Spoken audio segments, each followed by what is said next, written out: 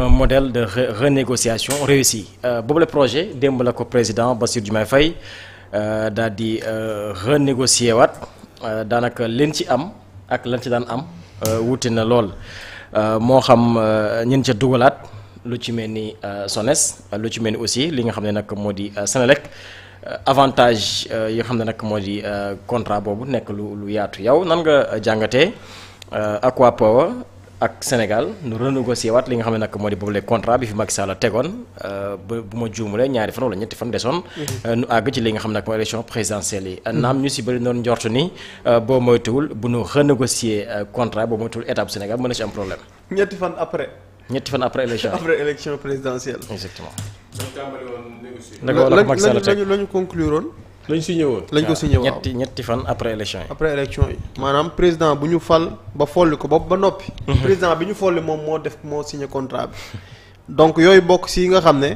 le président Bassirou Diomaye Faye bi mu ñëwee dañu ko daal di suspendre. teg ko ci ba ñu ko jàngatee yu bëri yoo xam ne gis nañ ko ci lu jaarul yoon. et contrat boobu nga xam ne mi ngi toll ci 450 milliards. pour 30 ans. ñoom bi ñu ñëwee càmbar. projet bi dañoo gis ne daal li ñu signé nii comme niñ ko yàgg a diggee ak sénégalais yi. il faut qu'il y ait renégociation de contrat sëgëm contrat ya nga xam ne yu yàgg la te sonal ñu la ñuy jéem a renégocier.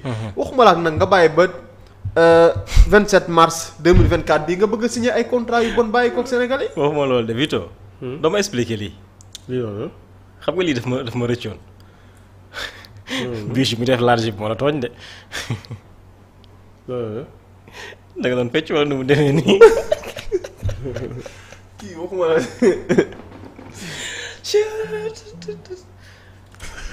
xam nga lii bii joo la tooñ. mais dara néew ci man damay samay cons de moo tax bëgguma ko wax dara ba damaa bëgg musique moo tax musique xam nga musique rek. yaa ngi cons kay. xam nga musique rek dafa kii. waaw yaa ngi cons instant moom yaa ngi cons xam nga Viviane moo woyoon nii daal laa lay teeroo. gay bàyyi moom mu doxal. lii gën a cher ci man. naan coming to me xam nga loolu kenn du ci mën a tooñ Viviane. wuy dafa kii quoi wuy dafa doy waar. moo doxalal. Marème Fall ca États-Unis nuyu ko. nuyul Marème Fall. Marème Fall. waaw ñu ngi koy ziyaara. yaay Kumba Diop. mu ngi lay seetaan. aja ma ne 3 jours après élection présidentielle. ndax élection bi moom 24 mars moom ci guddi. candidat yëpp. def nañu poste pour féliciter. ki nga xam ne moom moo di le candidat Bassirou Diomaye Faye. ci moment boobu ñëpp xam nañ ne président de la République du Sénégal ki ñu war a installer Bassirou Diomaye Faye la tudd mais terewul le président Macky Sall continuer la moo waral tey. nga war a paraxi ngir di signer contrat yu mel noonu. est-ce que boolu ko ci période boobu noonu ci affaire courant yi xaw ma affaire courante yi nuñ koy waxee. En tout cas xam nga rek courant yi. waaw donc loolu nekk mbir mu doy waar boo xamante ne nii. xew na ci période boobu. donc nguur gu bees gi bi mu ñëwee. segam yow da nga ñëw waxuma la sax loo xamante ne yàggul bi ñu ko tegee. ñu installé la parce que diggante 27 mars bi ñu signé contrat bi. ak 2 wala 3 avril. 2 avril bi ñu installé le président Bassirou Diomaye Faye. fekk nañu fi contrat bi bi ñu ko fi fekkee itam càmbar nañu ko gis ne lii arrangé wul réewum Sénégal. ñu daal di koy suspendre. bi ñu jëlee décision suspendre ko nag mu jur coow lu bëri. ay nit toog. ne oui pourquoi ñuy suspendre lii parce que lii projet bu baax la nangam sangam lu nekk ñu wax ko ci. maa ngi fàttaliku sax bi Cheikh Yérim Seck di wax ne ñoom li ñu def nii erreur la quoi. parce que day ñagasal suñu diggante. ak Arabie Saoudite. c'est-à-dire maanaam ñun dañu bëgg a gëmloo sax ne ñu. yow nit ki teg la loo xam ne du yoon. signé ak yow contrat yoo xamante ne nii. respecté wul wala jëlul en compte ay impact environnemental. jëlul en compte yenn ci loi et règlement. yu am ci réew mi par rapport ak signature de contrat yi. mais yow amoo droit ne ko lii baaxul. comme quoi su ma ko waxee daal damay ñagasal sama diggante ak Arabie Saoudite. ce complexe là bi nga xam ne moo fi yàgg a am. ñooñu yàgg ko théoriser. ñu ngi koy wax sànq rek par rapport ak mbirum armée française loolu amatul. mooy ñoom bu ñu ñëwee càmbar xam ne li baaxul ci réew mi dañ ko suspendre. oui bañ ko suspendre ba noppi. le président de la république Bassirou Diomaye Faye bu ngeen fàttali ko 2024 diggante fin octobre jàpp début novembre ci la demoon Arabie Saoudite jóge fa dem Turquie. bi mu demee Arabie Saoudite ci la ñu tàmbali négociation yooyu noonu. maanaam c'est le proposé. Que dafa bëgg ñu renégocier ces contrats là. bi mu ko waxee itam ñi nga xam ne ni ñoom ñoo ji waa Arabie Saoudite daal di jël engagement. ne dinañ fexe ba ñu renégocier ko noo xamante ne ni dina gën a arranger Sénégal. waa léegi la question qu'on doit se poser mooy. ki signé woon président wu Sénégal la. ki renégocier président wu Sénégal la. ki renégocier ni mu mën a tenir en compte yenn yi ba ne lii kat baaxul nañ ko defee nii lii moo gën a arranger Sénégal lan moo tax ka jiitu moom. doonul woon tenir en compte réalité yooyu noonu. ci contrat bi nga xam ne mi ngi ko doon signé. donc je pense que dafa am loo xam ne ci nguur dafay laaj patriotisme. mooy boo yoree sa big war a signé ngay xalaat kan man li may signé nii est-ce que arrangé na réew Sénégal. fan laay jaar ba lii nekk avantage pour réew mi. et malheureusement njiit yi fi jóge li ñu fi hérité yëpp ci ay contrat da ngay fekk lu bëri loo xam ne nañ ko signé baaxul. alors bii bokk ci yi nga xamante ne moom dañ koo teel a renégocier. ci renégociation yooyu noonu Sénégal ak Arabie Saoudite am partenariat bu stratégique boo xam ne am na ci renégociation tabax gu ñu war a tabax ab usine de dessalement d'eau de la Grande Côte ak ab compagnie saoudienne buy wuyoo ci turu Aqua Power. ci déclaration bu président Bassirou Diomaye Faye dafa wax ne que partenariat stratégique gagnant-gagnant. ci diggante ñaari réew yi dafa jël une dimension concrète. ak finalisation bu accord boobee projet boobu ci usine de dessalement bu Grande Côte bi dafa nekk enjeu bu crucial. ngir approvisionnement en eau potable du Sénégal. ci contexte boo xamante ne nii wàllu ndox dafa nekk défi. donc ci détails yi nga xamante ne nii am na ci contrat bi ñu renégocier État du Sénégal dafay bénéficier d'une réduction significative de ses charges financières mooy koppar goo xam ne dañoo waroon jël ñun suñu budget génn ci koppar gi ngir exécution bu projet boobee waaye loolu dañ leen koy teggil gannaaw bi ñu renégocier État du Sénégal dafay am réduction ci charges financières yi effort de soutenabilité de l'État di passer de 20 milliards sur la période 2027-2029 dans l'ancien contrat di jóge 20 milliards ba 17,5 milliards de francs CFA donc loo waroon a fay 20 milliards de francs CFA diggante 2027 ak 2029 ñu jëleel la ko 20 milliards indil la ko 17,5 milliards ci 35 milliards de francs CFA à partir de 2030 ci contrat bu bees bi prix bu ndox bi dañu ko xoolaat daal di koy wàññi ndax jóge na 427 francs par mètre cube àgg ci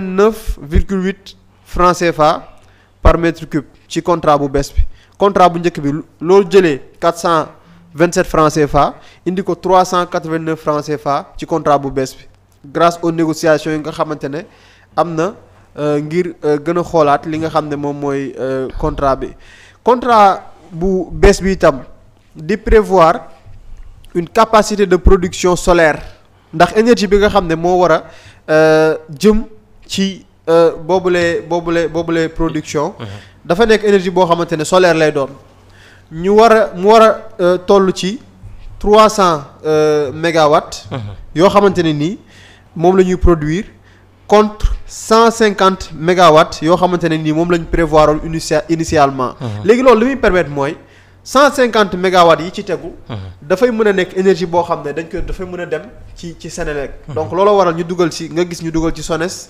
dugal Sénélec par rapport ak contrat boobu lépp ci renégociation yi nga xam ne am na loolu dafay permettre ñu mën couvrir lépp luy besoin ci wàllu énergie maanaam li ñu am ñun ci réew mi ci courant soxlawuñu ci dara ci projet boobu projet bi dafa am autonomie ci wàllu énergie te lépp ci solaire la war a jóge production boobu nga xamante ne nii moom moo ci am dañ koy jaay Sénélec waaye prix bañ koy jaayee Sénélec maanaam produit li nga wax renégociation ci wàllu ndox waaye dafay laal sax wàllu énergie maanaam suñu defaree 150 mégawatts yi defe naa mégawatt xaw ma nuñ koy C bi je pense c'est chat defal ma recherche bi c'est là defal ma MWC dama xamul nuñ ko seen unité de mesure boobu ñu kii c'est chat je pense mégawatt xaw ma nan lañ koy woowee noonu donc 150 yi moom la ñuy utiliser yeneen 150 yi dañ koy jaay Senelec waaye bi ñu koy jaay Senelec dañ koy jaayee à un prix de 18 francs kilowatt bi 18 francs la ñuy jaayee kilowatt bi donc projet bi renégociation bi dafay permettre même ci lu jëm ci wàllu énergie ñu mën a yombal énergie par rapport ak boobule projet. mégawatt crêpe. voilà mégawatt crêpe laa bëgg a wax ma naan chat donc contrat bi aussi di intégrer des mesures d'allègement des coûts d'exploitation ak une baisse estimée à 4,5 millions d'euros par an lu toll ci 3 milliards de francs CFA. boo ci génnee exonération de droits de douane ak contrairement maanaam amul exonération de droits de douane ak contrat bi ñu signé woon parce que contrat bi gars yi signé woon dañ ciy génne woon tout ce qui est droit de douane dañ leen ko exonéré woon ci contrat bi amul exonération ci droit de douane président Bassirou Diomaye Faye daal di wane daal mbégte gi mu am ci ki nga xamante ne moom moo di Sa Majesté le roi Salman Ben Abdel Aziz ak son Altesse royale le prince héritier Mohammed Ben Salman ainsi que le peuple frère d'Arabie Saoudite pour leur engagement constant aux côtés du Sénégal donc Aquapower bi nga xam ne ku ñu ràññee la ci lu jëm ci wàllu énergie ak lu jëm ci wàllu dessalement mi ngi apporter li nga xam ne moom mooy expertise technique bi mu am ak lu jëm ci wàllu koppar itam ci projet bu mag boobu nga xam ne dafay dugg ci stratégie bi nga xam ne moom la Sénégal am ci source d'approvisionnement en eau du Sénégal donc contrat bi dafay wane li nga xam ne moom mooy dëgëral relation bilatérale entre Dakar ak Riyad mais en tout cas li ngeen njëkk a seetlu rek mooy ni renégocier nañu fekk nañ fi li fi newoon waaye am na lu bëri loo xamante ne nii soppi nañ ko ci parce que boo xoolee ci contrat bi nga xam ne moom moo amoon defe naa détails yi loolu la mooy fu ñu fekkee loyer annuel boo xamante ne dafa waroon toll ci 20 milliards à partir de 2027 puis 40 milliards à partir de 2030 pour maintenir le prix de l'eau dans les proportions soutenables pour les populations grâce à ce mécanisme de subvention cette eau sera revendue à Sen'Eau au prix usuel de 150 francs CFA bi ñu renégocier ba noppi effort de soutenabilité de l'État dafa toll ci 17,5 milliards donc ci période bu 2027 jàpp 2029 ak 35 milliards de francs CFA par an à partir de 2030 finalité bi moom mooy alléger les finances publiques tout en apportant des réponses aux besoins en eau potable des populations ci contrat bu bees bi itam le prix de l'eau dessalée est de 389,8 francs CFA par mètre cube au bout des négociations guidées par le souci d'avoir des prix compétitifs donc càmbar nañu xoolaat nañu boobulee contrat ba réew mi gën cee mën a gis boppam et on espère que loolu dina wëy ba ci yeneen i contrat yoo xamante ne nii am na ñu mun koo saytuwaat ndax fi ñuy wax ni réew mi am na ab commission boo xam ne dañ ko defar mu war a jublu ci lépp loo xamante ne nii renégociation de contrat lay doon donc ñu ngi xaar ni ñu ko gisee ci wàllum ndox bi ak dessalement wu ndox mi ñu gis aussi la même chose le ministre Cheikh Tidiane Dièye aussi def si liggéey bu am solo ci moom it demoon na ca Arabie Saoudite def liggéey bu am solo pour que ñu mbir yi gën a avantageux pour état du Sénégal ndax 30 ans yoo xamante ne nii 459 milliards moom moo waroon génn ci projet bi te dafa lu si bëri daanaka ci gaf ak réew mi la waroon a génnee 459 milliards nekk projet même si coût bi day rester le même mais liñ ci dugalaat ci biir dafay ëpp par rapport ak li nga xam ne moom voilà avantage yi dafay gën a bëri moom le ministre de l'hydraulique et de l'assainissement dafa defoon une déclaration en juin ci benn chaîne de la place bi muy annoncé que dañuy annuler le contrat de dessalement de 459 milliards pour 30 ans ñu fekk ko fi moom dafa wax ne non seulement c'est un contrat qui vise une solution à court terme mais aussi il n'est pas opportun. C'est un projet trop cher, il peut provoquer la hausse du prix de l'eau. Quand nous avons évalué le projet, nous nous sommes rendus compte que ces 459 milliards en 30 ans vont donner 400 000 mètres cubes par jour. Mais si nous franchissons, par exemple, 2 ou 3 ans, nous remarquerons qu'avec l'augmentation de la population, nous aurons bien besoin de plus de ces 400 000 mètres cubes par jour. Mais également, les études environnementales ne sont pas prises en compte. Mais ce qui est le plus grave, le Sénégal va verser entre 20 et 40 milliards pendant 30 ans.